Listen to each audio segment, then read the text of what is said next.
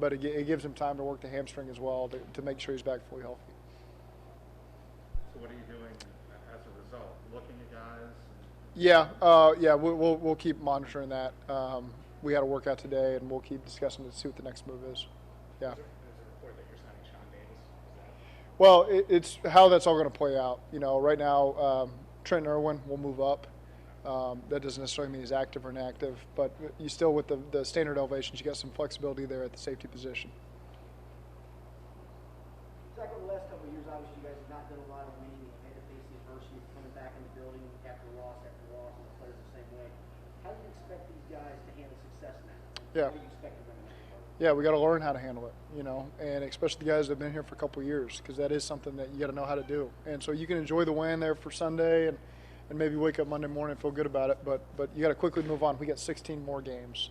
If we sit here and pat ourselves on the back and think because you win one game in this league that things are changing, you got to keep putting in the work every week and be accountable. And that's why I'm excited about the leadership group that we have on this team, to keep those guys, keep the standards high, keep the work to keep getting done, and keep putting pressure on all these guys that we got to keep this up from week to week.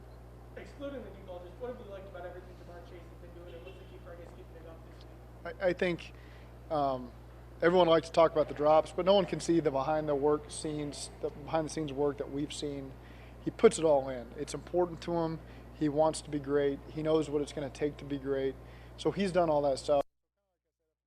It's been a concern for me, because if we weren't seeing those things in the classroom and preparation and showing up to work on, you'd be worried, but he has not done that at all. So I've just been around the game long enough to know that guys have just a little rough patch and they work through it, and he's got all the traits to do that. And so now you just need to get a game under your belt like he had, and he's the Jamar that we've always expected him to be. Just like the opener, you have two premier runners of the football.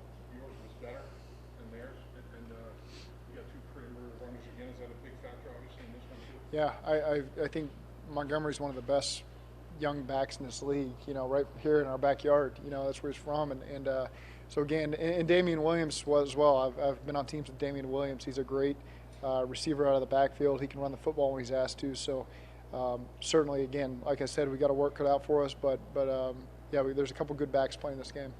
How impressed were you with the way B.J. Hill was able to kind of pick out your playbook and then how the performance he did in such a short period of time? And do you think he can continue to be an impact player for you guys up front?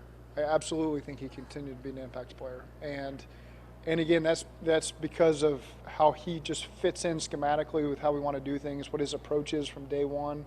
We knew that when we acquired him. But the guys surrounding him as well help you create some one-on-ones where if you can just do your job and win your matchup, good things are going to happen, because guys are collapsing the edges and getting pushed in the middle. And that one that Mike, the second sack he got, Mike Hilton really is supposed to be the free runner. Comes in and gets the sack, but BJ just whipped his guy and got in there first. So it's fun to see. It's fun to have a lot of different weapons there at our disposal at the defensive line spot. Zach, it felt a lot like last week's game. I guess it was more fun a lot like that Seattle game, your opener, and then week two, San Francisco beat you up pretty soundly. Are there lessons maybe you learned from that transition from week 1 to week 2 in 19 that maybe you can apply this year?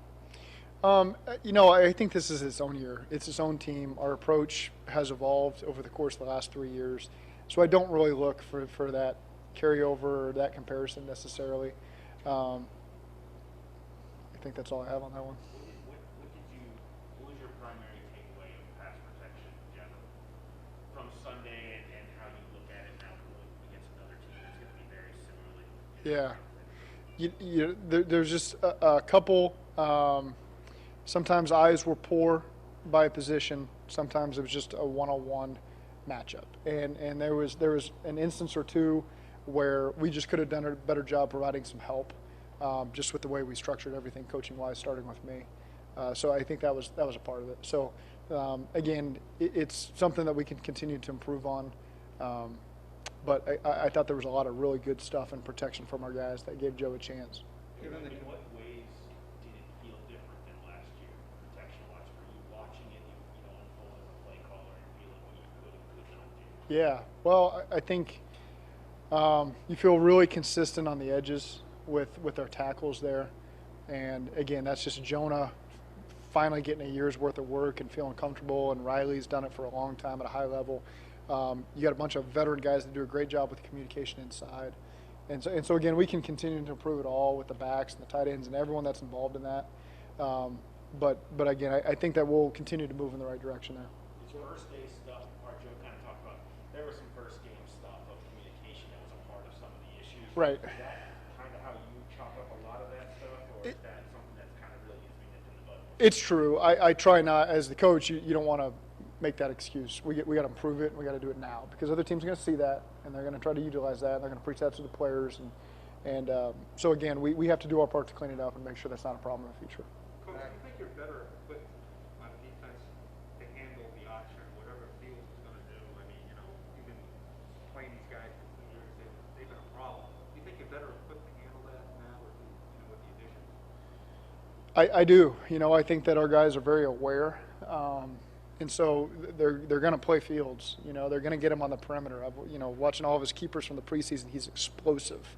Zone reads, bubbles, shots down the field. That's what he's going to bring to the table as a young quarterback. And so, again, our guys are on top of that. We know what Andy brings to the table. He can get the ball out quick. He's decisive. He's accurate. He's great in protections. And so they kind of got two guys there that can do a lot of really dangerous things. And so, again, we just got to be on top of it on defense. But with guys like Hendrickson and Wilson and Pratt, I mean, it seems like you're better suited to kind of defend and maybe have the. Yeah, I'm confident. They're going to stretch you in a lot of ways, but I'm confident that our guys will be up for the challenge.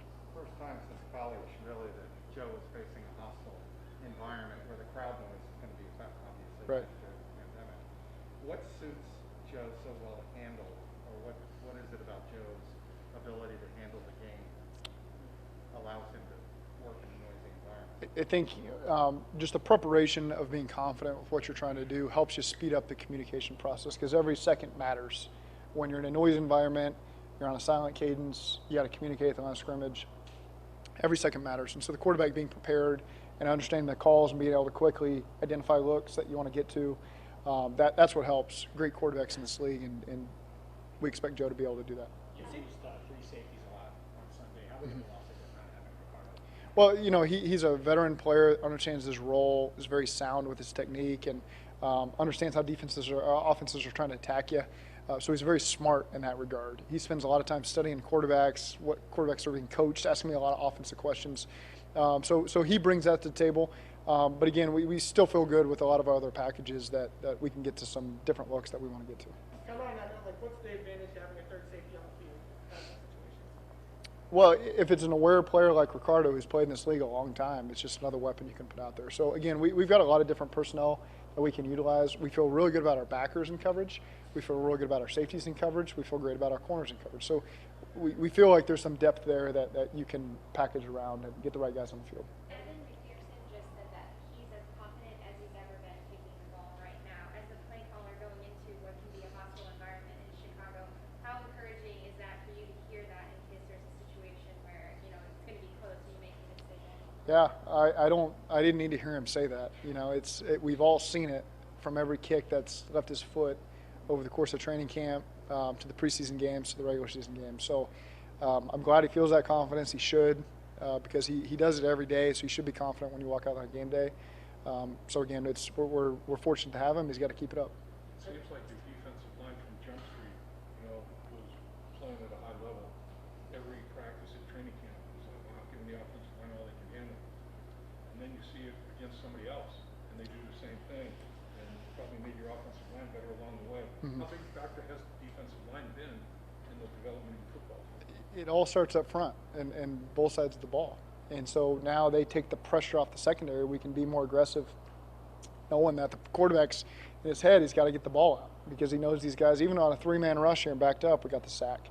And so that's just, again, a credit to Marion and Duff and Lou and all the players that are involved there, getting these guys right. We have the right guys that understand their responsibilities. They don't play outside their lanes. They know what they're supposed to do. They know where the quarterbacks are going to escape and how it ties in with the coverage, and it's just been really fun to watch. When you were watching Burrow in 2019 during the pre-draft process, what one thing specifically made you believe that gave you all the confidence that he could be the week one starter as soon as he got drafted? What gave me confidence in Burrow? His accuracy, his release, his ability to extend plays, his leadership abilities, his ability to win in all circumstances. What was his last loss? The A&M game, the 7 overtime game. I mean, I'm not blaming him for that. Okay, they gave up 70 points. So it's just in him. Wherever that comes from, his dad, the way he's brought up, I don't know, but he got it, and we're glad he's got it. But again, you can list 20 positives, and I don't know of many negatives you'd put on the plate when we evaluated him and what he was going to bring to our franchise. What did you think of Trey Hopkins? A lot was made of Joe coming back from his injury, but Yeah. Trey also. Yeah, I thought Trey did a lot of really good things. And for us, it starts up front with Trey, getting all the looks identified. He had a really tough matchup. They put a zero nose right on his head. It was a great player, and Pierce. And that's what I mentioned sometimes when some of the sacks.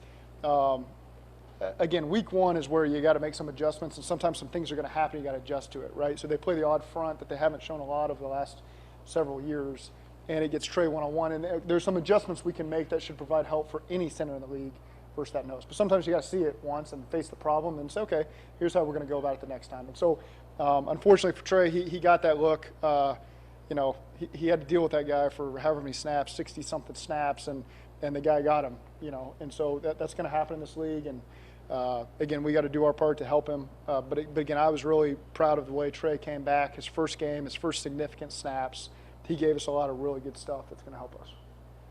Today's practice is listed as a walkthrough. I'll go to you now. Is that just because of Sunday being so draining, or is that something you want to do on Wednesdays moving forward? It's something we'll monitor as we go forward, but a lot of it has to do with Sunday. It was in the heat. We played high 80 snaps on defense.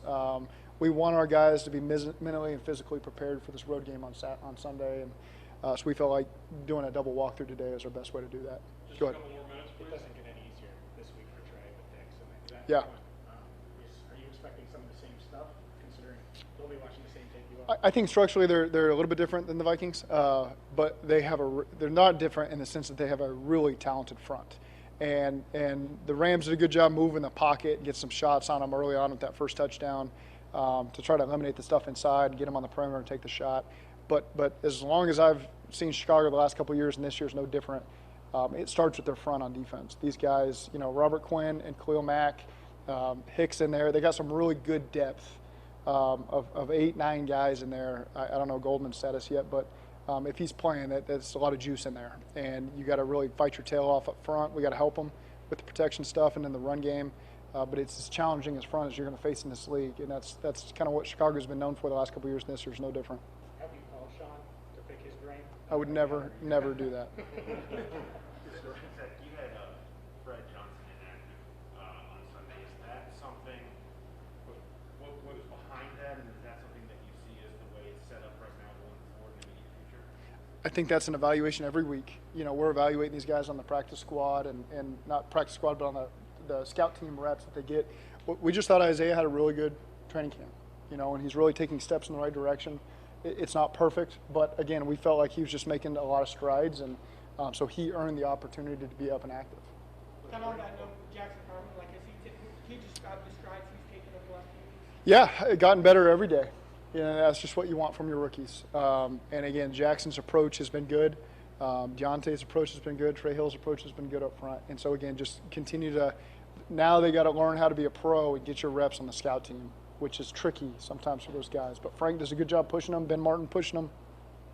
They know that's where they're going to get their work, and they got to be prepared in case something comes up in the game because you might not get a lot of reps to get yourself ready. Just a couple more. Not necessarily mentally, but physically. Was there any play or plays that come to mind that Joe made where you're like, yeah, okay, he's I don't have to worry about anything. He's totally back. Was there anything that came to mind? I didn't have those concerns coming into the game, to be honest with you. You still see it in practice, even though he's not getting tackled. You could point to the empty snap when we had the free runner in the A-gap, and he spun out and got the ball to Mixon. That's kind of what Joe does. Coach, with the going with the schedule you got today, is that just acknowledgement that you got 16 left? And, It's a little more based on last week. We'll evaluate it every week and try to make the best decisions to keep our guys healthy and fresh on game day. That's the most important thing we can do. But just felt like we played 5 full quarters of football in an emotional first game of the season. We want our guys to be mentally and physically ready for Sunday. Were you overall pleased with the conditioning of your team, though? Yeah. How hard they played for 7 minutes? Yeah, I don't think enough can be said for how hard our guys played and competed, and there weren't any gimmies on defense. There wasn't a lack of physical execution on offense. So again, I was really proud of the way the guys competed. But again, just one game. We got a long ways to go. Thanks, guys. Great. Thank you all. Thank you. Appreciate it.